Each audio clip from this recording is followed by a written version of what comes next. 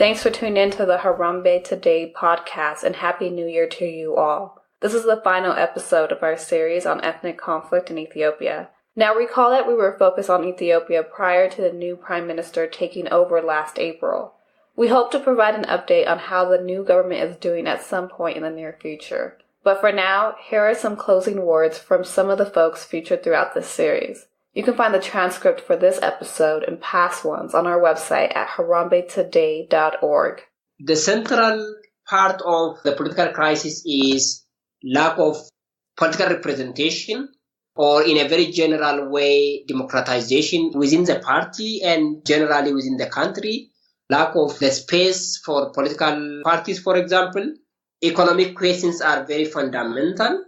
When we talk about economic questions in developing countries like Ethiopia, land is very central element of existence.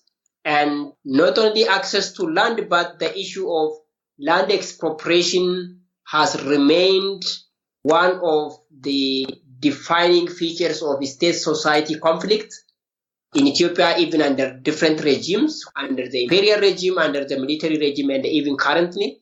So for a peaceful Ethiopia to exist, the political space should be open. The citizens should have equal access to resources. They should also get fair compensation for any legal displacement that might come when the state, for example, needs a land according to the law. Then people might be displaced, but they should be given proper compensation. So these all are the defining elements.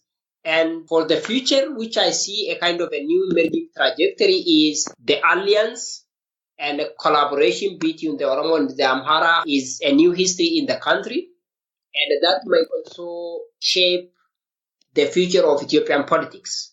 A politics that builds on trust and mutual cooperation than focusing on the past historical antagonism and enmity. So I would say these are the important elements that should be considered for the future of political order in Ethiopia. And there is this hope that Prime Minister Abiy Ahmed will actually gonna deliver some of the gigantic promises he actually made. So we would actually like very much to be part of that, whether it's in media or it is political organizations or if it is the federal government or if it is anybody who is interested in actually moving this country forward. Whatever happens in terms of positive change, they should also make sure that it happens in every part of this country, regardless of how they are closer to the center or not. The Somali people live in a different circumstance and in a different situation that most Ethiopians actually take it for granted.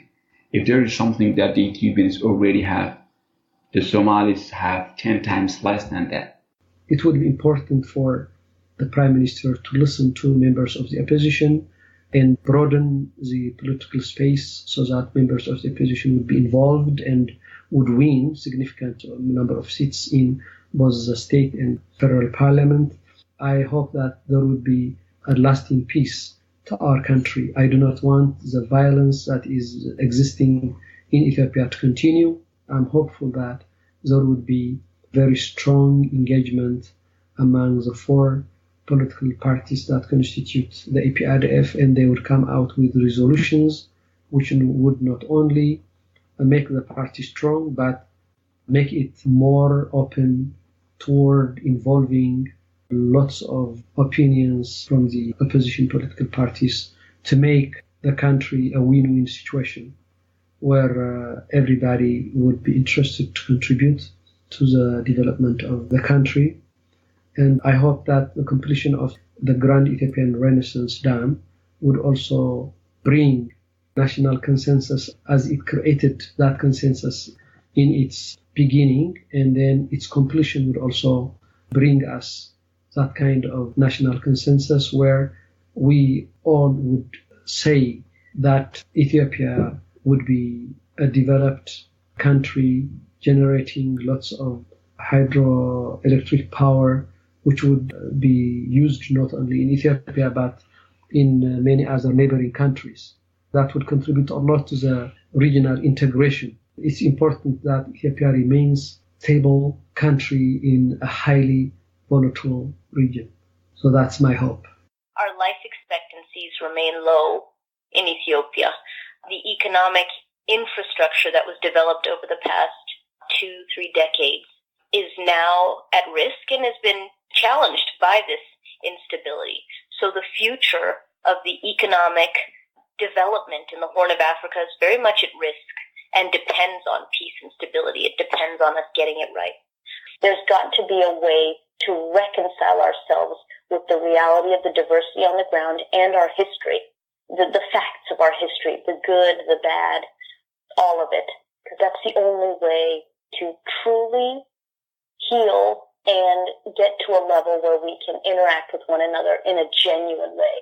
If Ethiopians are to survive the kind of political climate that we have right now, if they want to have more freedom, if they want to have democratic elections, free and fair elections, movement across the country freely, and all of these good things, one thing that needs to happen is tolerating each other's culture, tolerating each other as a people, respecting everyone's religion. This is extremely fundamental. But what needs to happen is not an Oromo Prime Minister, an Amara Prime Minister, or a Tigrayan Prime Minister. What needs to happen is an opportunity for all of us to have someone who could take the leadership role and come up with a very good working solution for all of us.